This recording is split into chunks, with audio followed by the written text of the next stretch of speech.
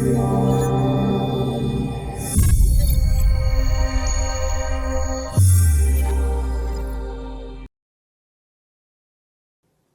everyone, and welcome to another episode of Naburva Talks.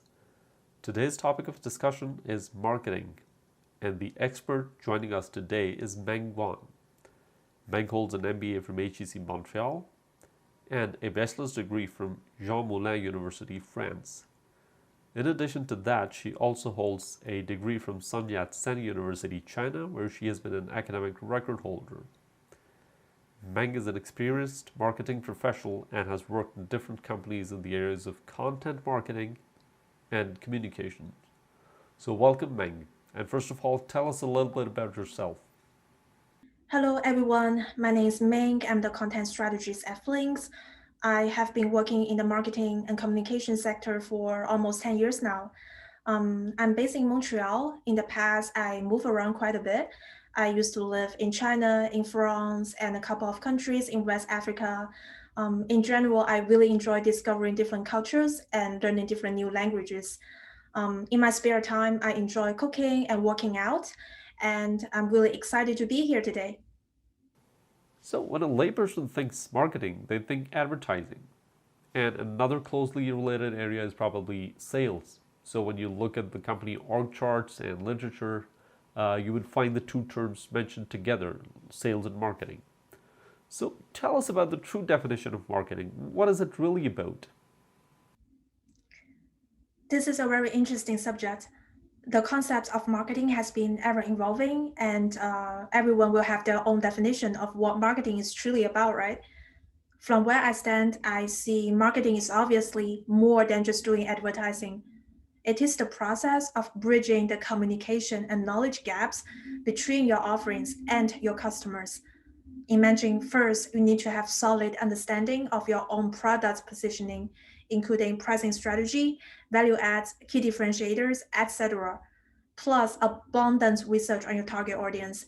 A good way to do it is to establish buyer personas.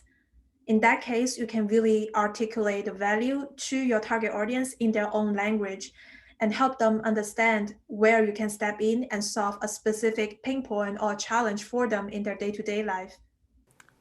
I'm sure it's not really a chicken and egg question as to which one is first, but still there's a divided opinion or multiple approaches as to whether you should have a product developed first and then focus on your marketing efforts, or you should focus on building awareness first and later develop the product. And somewhere in the middle of the spectrum, there's an opinion that both of these efforts should go simultaneously. So, in your opinion, which one should it be? It's a really case by case scenario, and I don't think there's going to be a formula for success in this one. But there were two main factors to consider, though, in my opinion. The first one is the complexity of your product or service. If you're involved in a high-tech product that requires multidisciplinary expertise, it makes sense to strengthen the product development first because this is the core of a successful business model, right? On the other hand, if you're involved in a business that requires less of an R&D, for example, professional coaching service, you should definitely spend your resources on building brand awareness, increasing customer base, and outreaching to as many prospects as possible. The second factor is the stage of maturity of your business. If you're in an early development stage, it makes sense to be more product driven because you should at least present a functional, decent MVP to your target audience. If you're in a market introduction stage, you should focus on marketing because it is important to acquire and penetrate the market as early as possible, while product development and marketing can go hand in hand will be the growth and maturity stage of your business. So, pricing is another critical decision when it comes to a new product or a new market. So we have all these approaches like premium pricing, skimming, market penetration pricing, things like that. So, do you think there's a rule of thumb that is associated with any new product or new market? I would say always consult with your finance guy and look at the balance sheet because at the end of the day, a successful pricing model is the one that maximizes your profits. But from a marketer standpoint, it's more complicated than that. It touches everything beyond financing, including strategy, brand positioning, product maturity, market saturation, etc. So long story short, I will say focus on two things. First is your business objectives. Say competitive pricing is the way to go if you want to stay on top of the competition while keeping your pricing option dynamic and resilient to the changes of demand.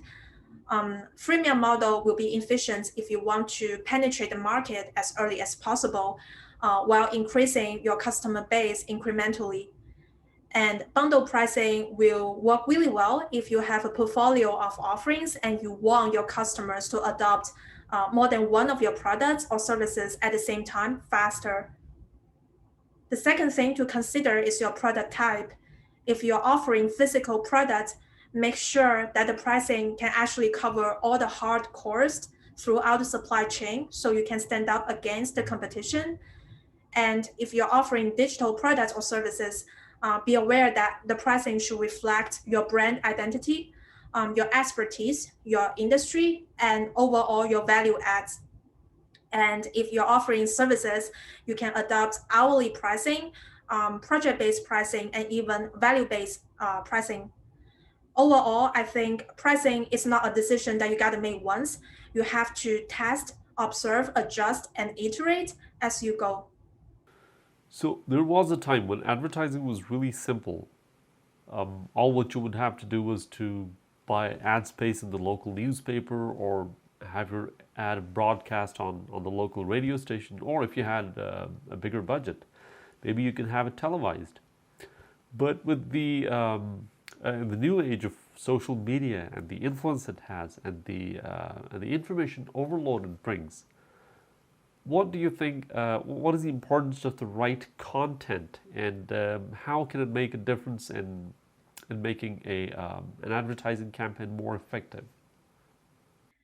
It is true, these days we're more indifferent towards ads in general. But as a content marketer, I am a firm believer that content is king. We might not remember a product or service after seeing an ad, but we will mostly remember how the ad actually made us feel, right? That's because our brains are made for stories. So each time we read or watch something, our brain automatically assumes that there must be some type of stories around and tries to make sense of the narrative. And a successful, powerful storytelling can deliver certain emotional elements, whether it is an element of surprise, an element of delight, or an element of education. And that's why it's so memorable. That's why it's so long lasting, because those elements provoke positive feelings in us. And that could be part of your branding content initiatives and part of your strategy to foster long-term customer relationship. I believe that's how in recent years we introduced the concept of neural marketing, right? All in all, as a content marketer, I feel you do need content and you will still need content in the long run. All right. And my final question would be that what advice would you like to give to those small businesses, those small companies who do not have like dedicated full-fledged marketing teams, or they don't have any like specialist marketing professionals on their payroll? What should they do?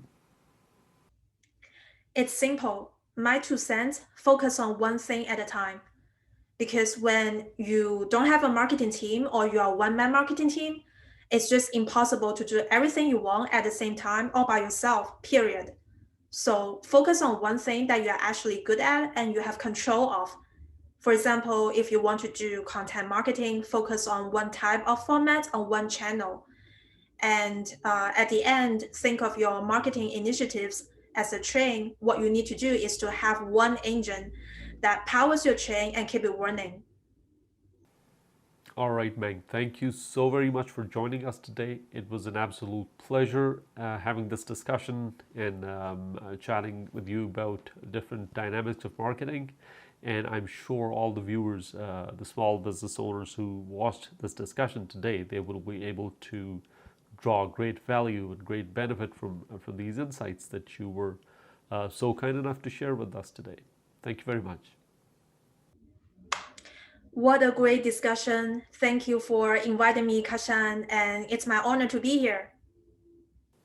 All right, thanks for watching, everyone. That was it for our discussion for today. We will be here soon with a new topic, with a new discussion, and with a new guest. So stay tuned.